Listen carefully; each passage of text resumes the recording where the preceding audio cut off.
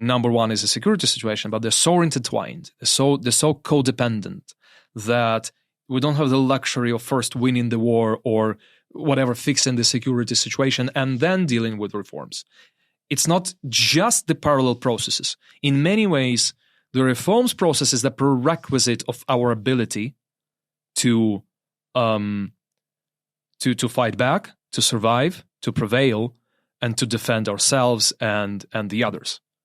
So that is why it's so very much important to both continue helping Ukraine on the front line with weapons, with the means to win kinetically and physically, but also helping Ukraine transform really into the most effective and the most democratic country in order to sort of really do that.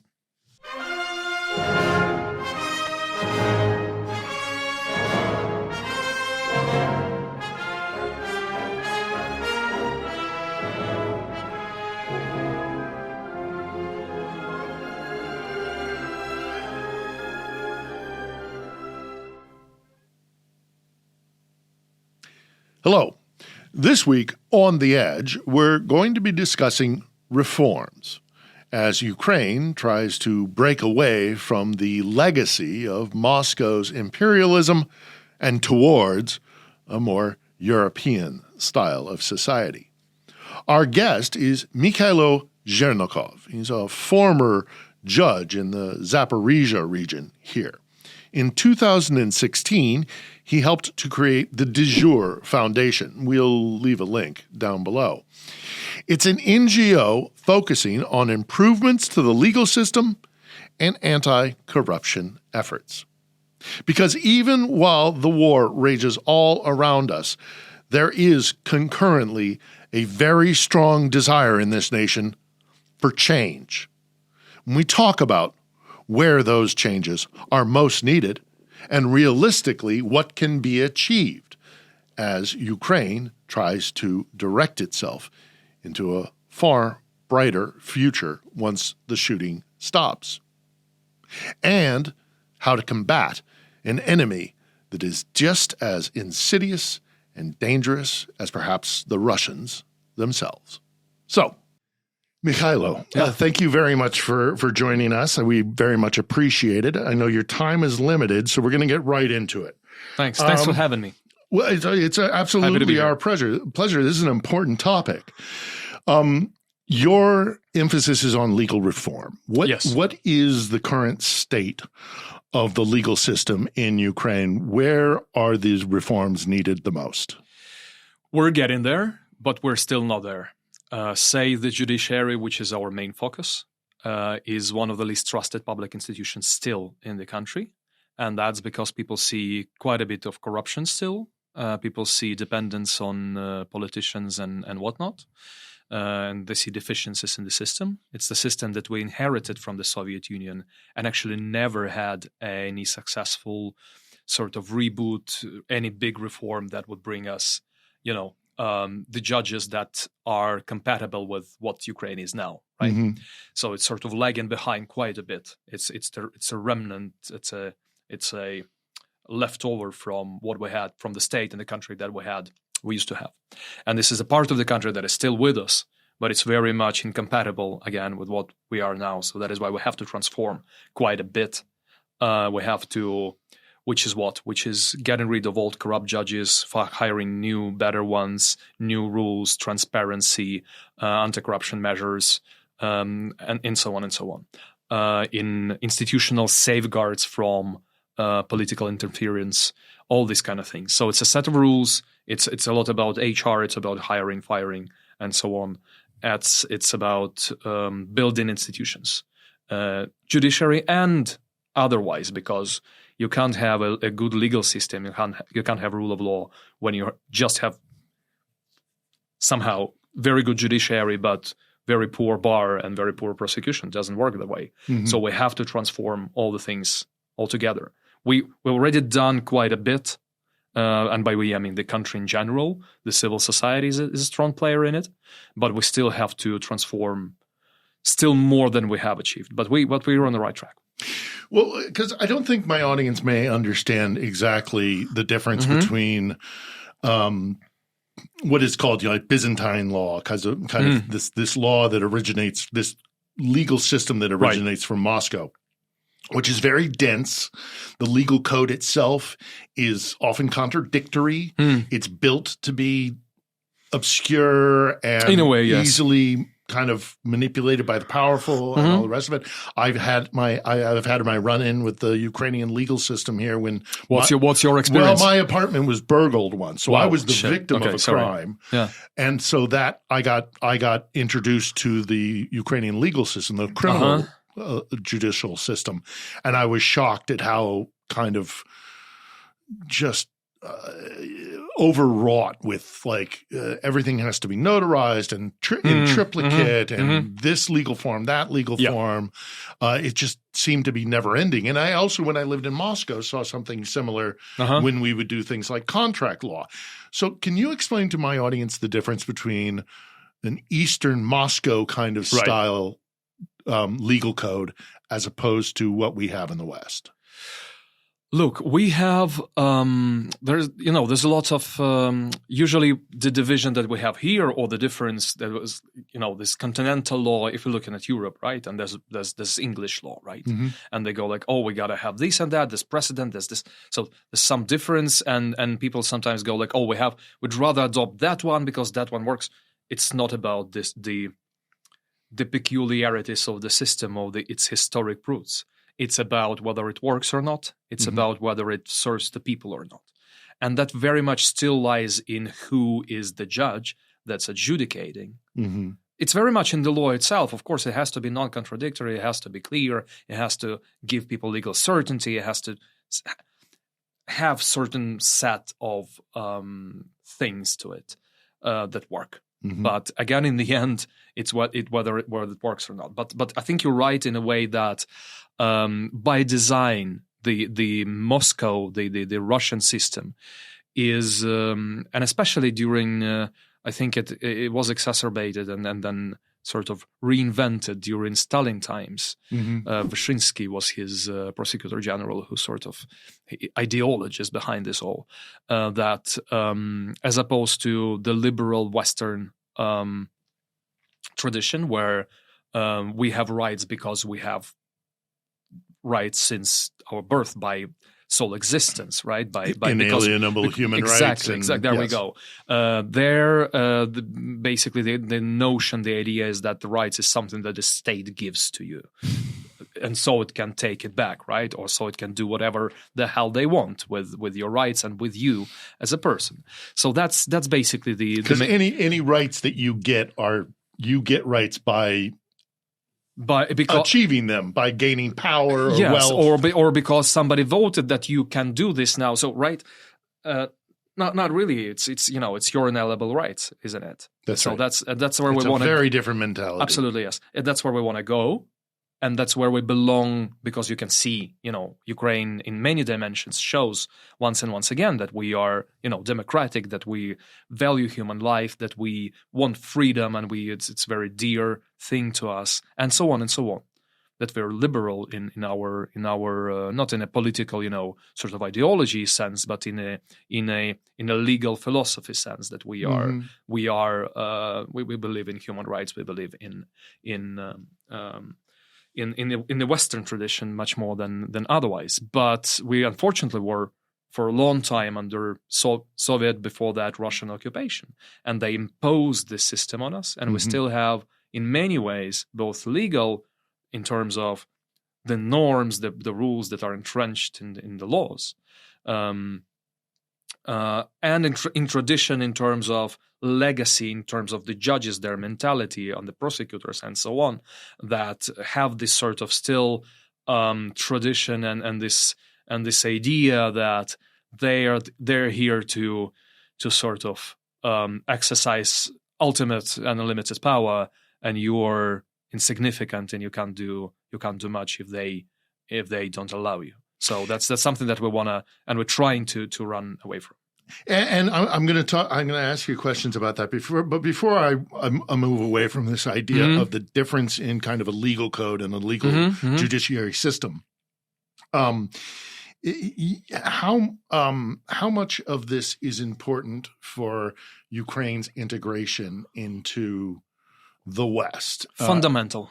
And can you do it? Can you make the changes to the legal code? We have to. First of all, we have to make these changes, but it's not only about changing the law itself. It's implementing the change, right? Yeah. It's building the system that works, that provides these rights, the protection of these rights, the free market, the property that you can rights that you can defend in the court, that you can and so on and so on. Because without that, you can't have economy, right? Can you? If we look at the polls on main obstacles to foreign direct investment, you get time and time again every year we're getting lack of trust in the courts, problems with the rule of law system, and so on. Now, even not all the polls that are now during the big scale war are about physical. So physical safety is not even in the first place in all of them.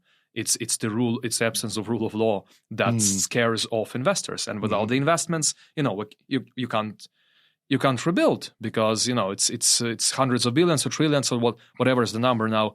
The governments don't have this money, so it has to come from private investors. Coming back to whether they will invest or not, that depends largely on the rule of law, because you can have physical solutions to it. You can move it underground, you can do whatever to defend it from a safety, sort of physical safety, kinetic situation, but not from missiles and such and bullets. But you can't defend much from the absence of rule of law if somebody comes and says, "Hey, now it's mine because I have a court decision that I just bought around the corner." There's very little answer to that.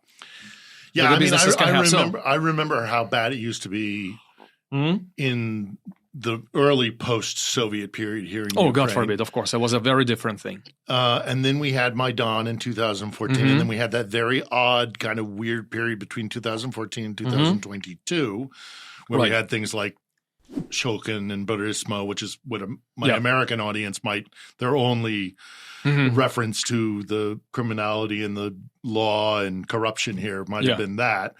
Talk a little bit about where you've come from, the improvements that have been made from post-Soviet 91 to 14 and then onwards.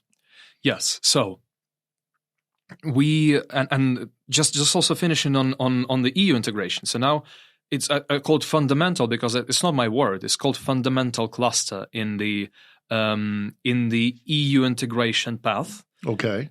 Things like rule of law, independence of the judiciary, criminal civil proceedings, human rights, and public administration. All this, it's sort of a backbone of the state that has to be there, and you can't really open and close other chapters of the negotiation with the EU. So what it's all about? It's about making our system similar to the one in the other EU countries. So we're one of the easier to integrate as well. Not easier. So we're like, so we can integrate. So we're compatible. So we have rule of law and so on. So we absolutely have to have it. Otherwise, no integration in the EU. And some of the countries have been integrated, maybe a little bit too early, as we now see that not all of them are good democracies right now, right? So which are doing what they're doing right now. So we don't want to be that. And there's the EU countries that also don't want to see another country that is questionable, and for a good reason. I mean, we have to make the union stronger, not more questionable, and not, God forbid, weaker. So we're there in terms of values. We're there in terms of what the people want and so on. But we have to change this sort of still legacy. We have to deal with it in a way that it doesn't obstruct and it doesn't go against the will of the people, that it protects the people, that protects the others who want to come and invest, that protects the others who come and, God forbid, have some bad experience with whatnot, or have a good experience and want to continue having it, right? So all that requires, sane public administration. All that requires good rule of law system, protection from the state, protection from, and that entails, of course, that means you got to have functioning courts, prosecution, law enforcement agencies, anti-corruption agencies, and whatnot. Well, I guess that leads me to I actually have this in two separate questions, but the way you've put it already, I'm going to combine them together in that, can this be done, this reform, at a time of war? Yeah. And I'm going to combine that with the question of, actually, in order to get European and Western support, these reforms might be absolutely necessary because you need Western support to prosecute the war. So these two questions combined, can these reforms be made at war?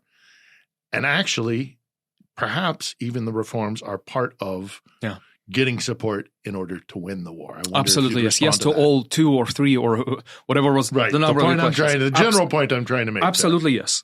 First of all, we already have made progress, right? That's answering your previous question, but also combining with this one, and that shows that they're possible. Let's imagine and let's remember that the big war we're now having for 3 and something years. It's before that we had also for 9 years, since 2014 we're in a state of de facto war with Russia, right? Different scales, but still. So all the reforms progress that we have made in the recent years since the Revolution of Dignity was at times of war. Now, of course, when it's harder to do on one hand because it's physical safety and all these things. It's hard to do during war times. It's hard to do because we don't have elections, right? And we have the parliament that is already here for 6 years almost, and the president as well, and the parliament is tired. It's harder to push through the laws and so on. Not to say, God forbid, to echo Russian propaganda that Zelensky is illegitimate or the parliament is illegitimate. It is legitimate. It's all in the constitution. It's in the laws. If we cannot have, for obvious reasons, we cannot have elections during the war, the big scale war, large scale war that is happening on our territory. And martial law was voted on by the Rada legally under the Constitution. Everything that is happening here is legal under the Constitution. Yeah, absolutely. There's no doubt about this. Anybody who says that's illegitimate is knowingly or not echoing Russian propaganda. So we can't have elections during big war times, and that puts, of course, a certain limitation because there's no pre-election, there's less accountability, there's the parliament is really tired now. You're getting less and less. It's harder and harder to get votes. All this happens, but also.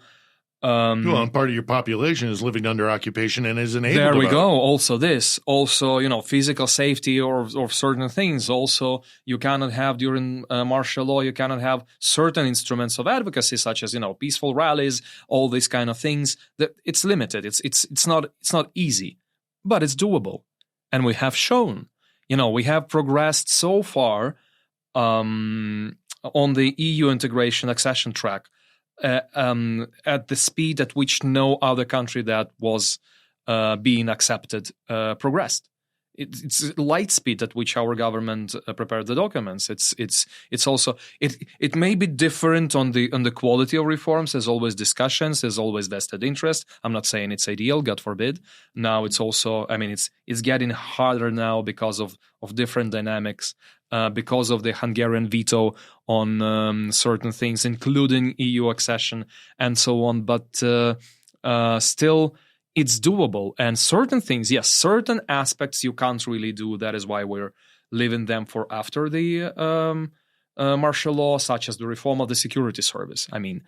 A big part of it is now on the front lines. If you want to reshuffle this, and that's counterintelligence as well. It's not just the combat units. It's a big and important structure, and you don't want to mess with it while you're at existential big war. But certain things, I don't know, Supreme Court reform or the Prosecutor General selection procedures or the State Bureau of Investigation or others. They're not impossible. We on the contrary, we have shown during this big war that reshuffling, rebooting the judicial governance bodies, the ones that hire and fire judges, the selection of the top anti-corruption prosecutor, a lot of things are possible. Moreover, the demand of the people is increased because they see the injustice, they want more justice, Mm-hmm. they're tired of, all this legacy, and they want change to happen fast, and finally that they can defend their rights in full, in courts and otherwise. Well, now in here we start talking about corruption, because I've repeatedly heard from my Ukrainian friends and associates and contacts that I have that really there are two wars going on. That there's the war against the Russians, and then there's the war against the legacy of Moscow, and that is the corruption here. Yes.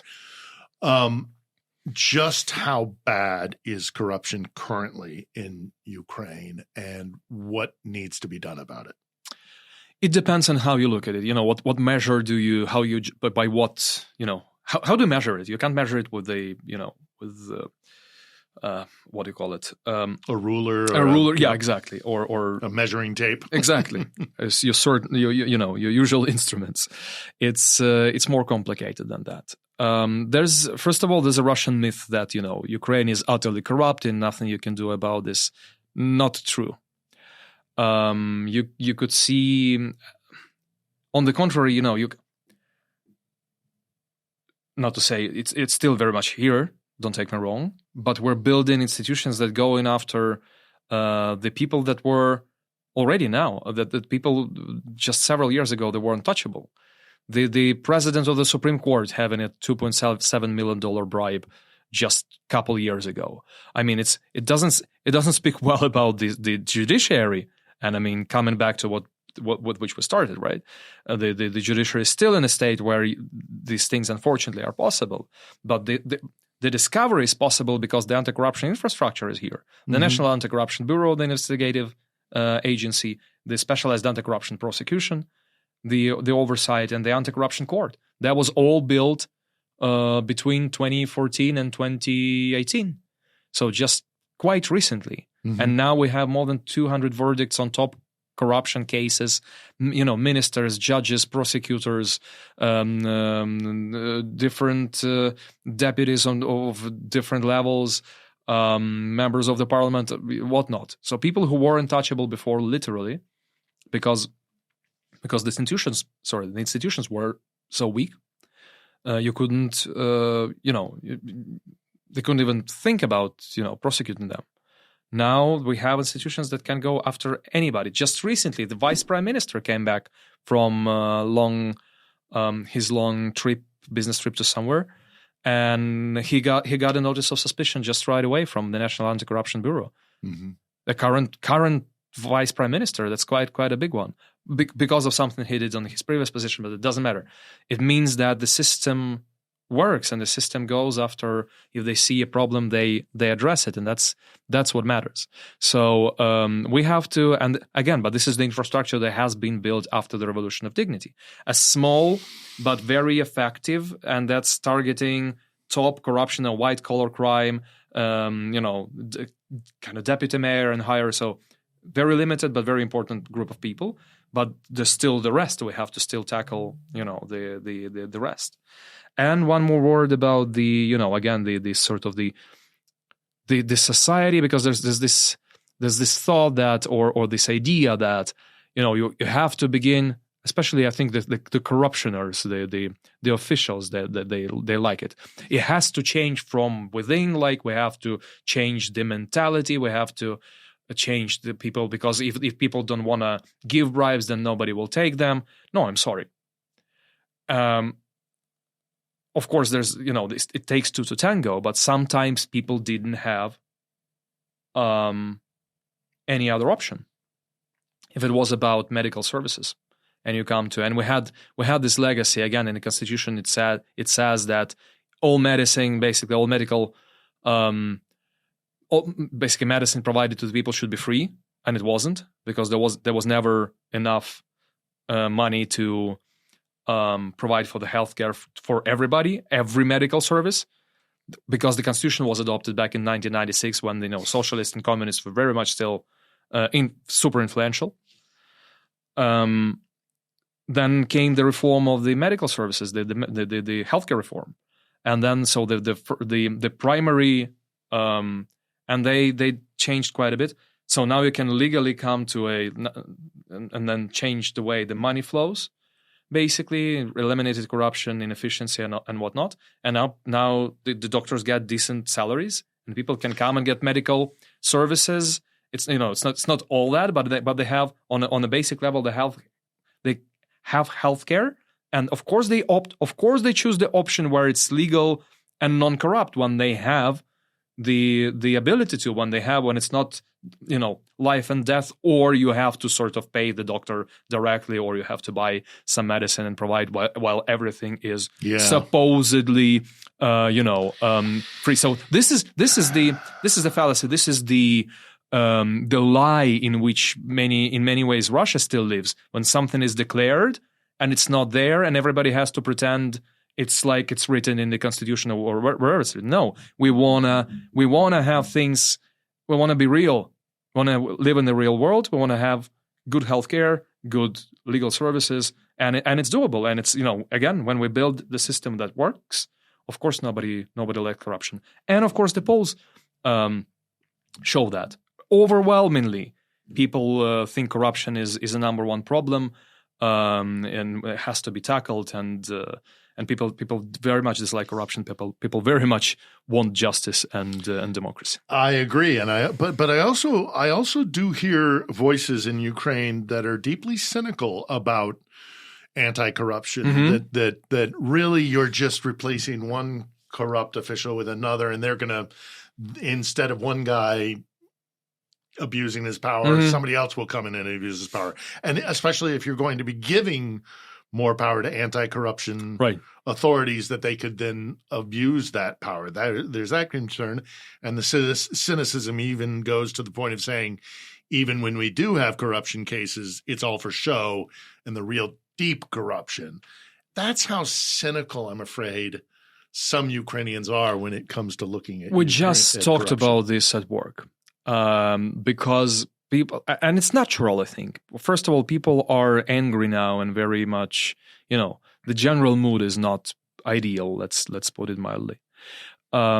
Second, if you don't see, these things take time. Even in the ideal scenario, it takes a lot of time to build institutions, then for them to produce. Even if they catch somebody and nobody's obstructing the process, and it still takes years before they get to the verdict.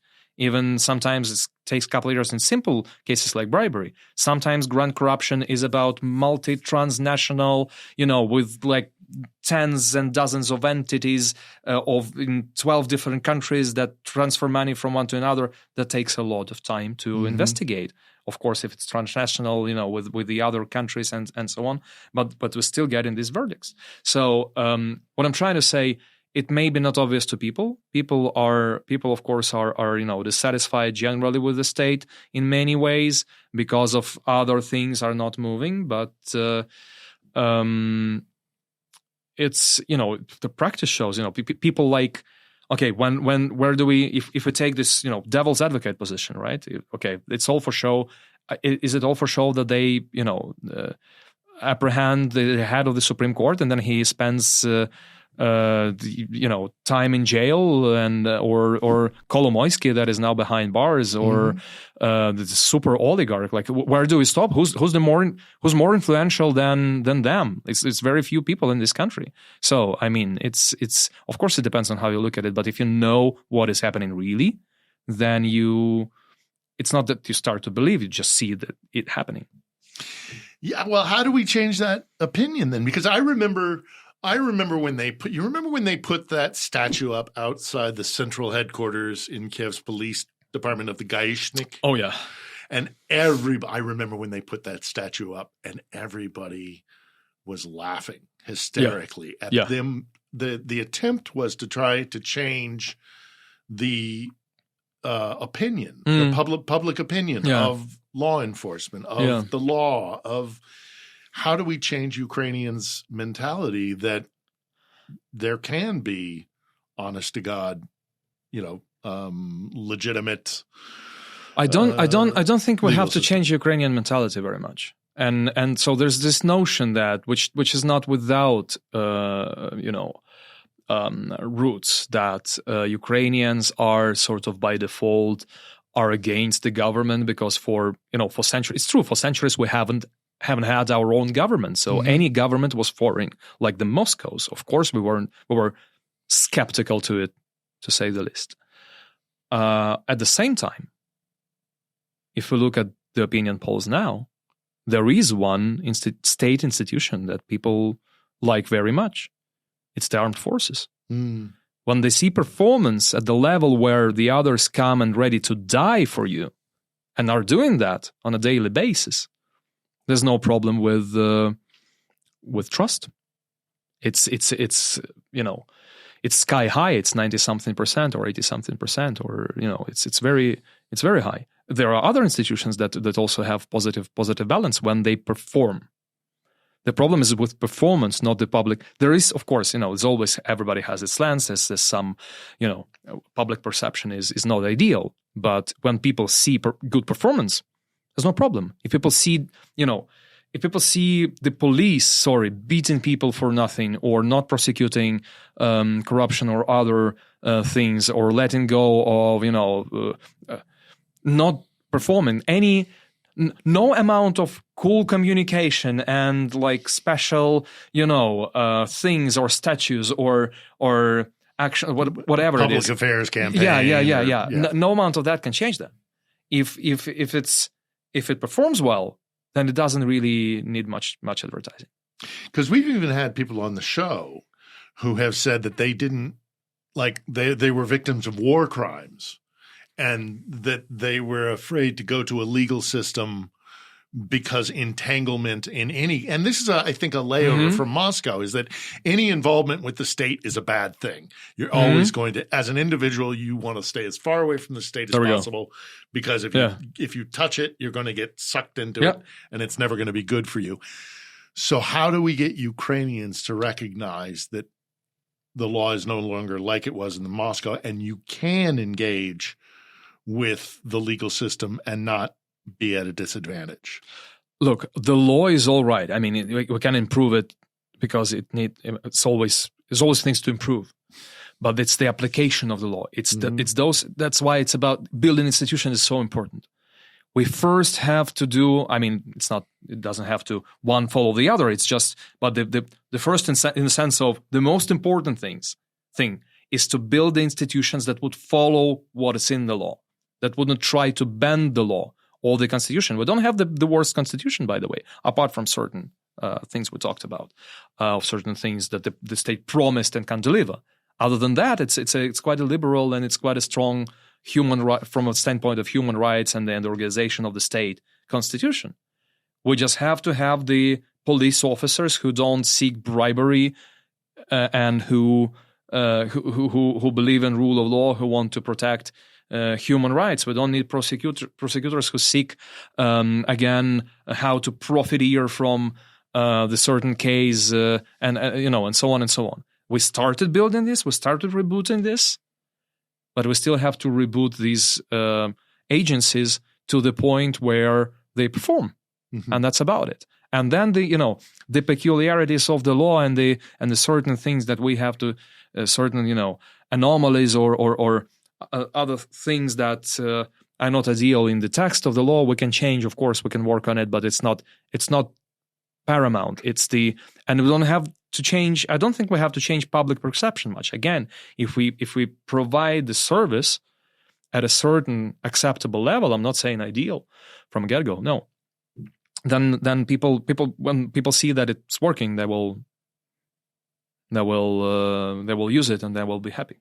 They need to gain their trust, though. They need to gain their trust, though. That is why we have to, first of all, again, make them work. And then, of course, it has to be consistent. So that's about it. And people may be dissatisfied because it's a running joke that, we're getting very quickly, we're getting used to good services. There's no secret that the services in Ukraine, some of them are extremely good, like, the banking or the like the food and the bar and so on, and some others, and the e-governance. And then something breaks a little bit, your money it's not instantly transferred. It's like it takes 3 seconds, and everybody's like, oh, come on, nothing works. It's a bad government, and so on. Sometimes it happens, but I think it's human more than it's Ukrainian. Human nature. That's everywhere. So again, make it work. That's a very simple recipe. And it's very much, if we're talking about rule of law institutions, very much about hiring and firing procedures. You have to, make a good selection procedure. And for rule of law institutions, that means now, in this period in time, that means involving independent international experts. Because again, we have good legal experts here, but we have to sort of import the many in many ways we're importing other things from the EU in which we're integrating. We have to import these practices, these standards of integrity and other things. Mm-hmm. And the best way, the most effective way of that is to import people who have been working as HRs, of the same, so to say, of the same systems in their respective countries, in the Baltic states, in the Western Europe, in Scandinavia, in North America maybe, and it works like a charm. They come here and it gets very real very soon, and then the competitors come to the competition, and it's not like, tell us if it's somebody's person, somebody's nephew, somebody's whatever. Tell us what you had for breakfast, or what you will do, what will be your priority when you are already prosecutor general or whatever, or the judge of the appellate court. They start asking them real questions about their integrity, about their property, about their this and that, and that's their associations. Exactly, where does your money come from? And that is what is called a real competition. And these experts can be influenced bad in any way, and so they're delegated by the very respective. How much of this is generational? How much of this is a holdover from the Soviet? The judges that have been in their seat for 20 years still have that very Soviet mentality, and they just have to be dismissed. Yes and no. So and can they be reformed, or do they need to be altogether replaced? They have to be. You can't teach integrity, can you? Mm. So you can teach certain things if you lack certain knowledge or certain skills. That's manageable. You can teach it. You can't teach if somebody decided that they will take bribes and that's the way to live, and their number one priority is getting rich. You can't reprogram that easy. No, and practice shows that it's nearly impossible to get somebody who been working there for like 30 years and taking bribes, and somehow miraculously they're now a good person and therefore rule of law. No, so that is why these people have to be replaced. Absolutely, mm-hmm. There's no other way. And this is what the rule of law reforms are very much about right now in Ukraine. So take a commission, take a look at them, their profile, their track record. If something is off, especially when it's obviously off, goodbye. We take another one. We put somebody in your place who makes it better, who doesn't have obvious, dents in their reputation or integrity concerns. How concerned are you that might also, though, invite people who are seeking political favor or personal favor? Mm-hmm. You cull somebody and replace them with. Oh, it always invites it. There's always somebody who wants to put their person, like, I don't know, an oligarch, or there's fewer oligarchs and they're less influential now in Ukraine, but they still exist. Big business people, high political figures. Of course, it was like this for a while. People used to have like their own judges or clans or this or that. Right. Yeah, if if you know them and trust them and they're good, they win the competition. If their only virtue is knowing you personally and having and it's obvious, and then maybe, and it just happens so, if they're very much politically connected, then they, in their previous capacities, have acquired certain houses and cars and whatnot that are, can't be easily explained, then we have a problem. That is why real competitions matter. And you're confident that this can happen. I mean, we in a country like America, we're seeing problems with the judiciary as well. I mean, this is not limited to just Ukraine. How optimistic are you that you can actually make things better? In terms of technical, I am very optimistic because I've seen it happen. Again, anti-corruption court, the best selection we had so far. Why? 6 out of 6 people that were selected in the judges of the anti-corruption court were independent international experts. Well, not selected technically; they were it's analyzing their integrity. So it's something off with integrity, you're out of the competition. And we now have again the best judicial selection. We have 200 plus verdicts on very top profile bad people many of whom are now behind bars. In terms of how whether it happens politically, whether we will have reformed everything, we will reform everything and get in the EU and whatnot, we still have to achieve that. We still have to have resolve. We still have to overcome these vested interests that are inside the country. We still have to overcome this opposition of the system that is very pro status quo, obviously, and so on. So we don't have to. We have to not lose our focus here. Let's put it this way. Well, just one last question, because I know you need to run. Mm-hmm. You're a very busy man, but America and the West, America in particular, but also Western nations aside, have looked at Ukraine for a very, very long time. Mm-hmm. And one of their major concerns about providing support for Ukraine is the issue of corruption. Mm-hmm. And abuse of the law. Mm-hmm. What can you say to an international audience to reassure them that maybe you're not there yet, or maybe you are, mm-hmm. but how do you reassure an international audience that indeed Ukraine is aiming to get to a place where business, law, stability, all of those things can be maintained? When it comes to arms assistance and the arms that have been provided to Ukraine, okay?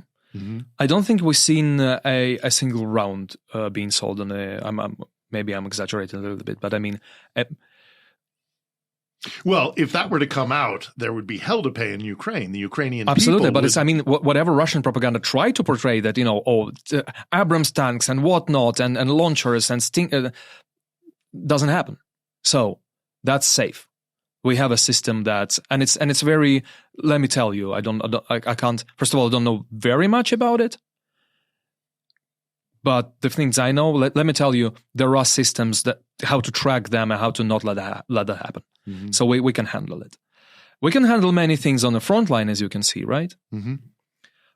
Not to say that again, it's all ideal. That's why we have to continue transforming. Also, because we have units that are the best in the world probably right now. We're inventing things as they go. The warfare itself, we were writing it because of the drones and this and that and what is happening on our front lines. And there are some remnants, of course, there are some remnants of the army that are still very much Soviet-like that we have to still transform. And we have to implement new rules in terms of transparency of the procurement in both lethal and non-lethal and so on and so forth. Things are moving. Some things are moving. Some things are moving not at the speed with which they should be moving. Mm-hmm. So we still have to. So the international community that is providing help to Ukraine should, of course, also help Ukraine transform these rules, these increased transparency, merit-based selections, all this. And it has to come in order for us to be the most effective, because we need to survive in order for the others also to survive. Because let's be honest, it's not just our existential war. It's very much about security in Europe, to say the least, but it's very much about the democracy in the whole world, isn't it? And without the rule of law, there can be no democracy. It's not. So there's also one more thing, maybe before I go. There's also this, I think, misplaced idea or notion that reforms are important, of course, but not as which is true. I mean, number one is a security situation, but they're so intertwined, they're so codependent that we don't have the luxury of first winning the war or whatever, fixing the security situation and then dealing with reforms. It's not just the parallel processes. In many ways, the reforms process is the prerequisite of our ability to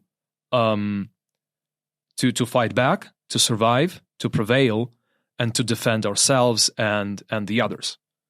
So that is why it's so very much important to both continue helping Ukraine on the front line with weapons, with the means to win kinetically and physically, but also helping Ukraine transform really into the most effective and the most democratic country in order to sort of really do that.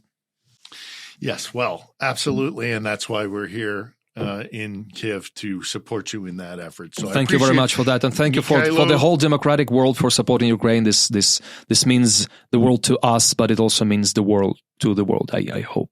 I agree 100%. Mykhailo Zhernakov, I thank you very appreciate much. your time, and thank you for coming and talking to us. Thanks for having me.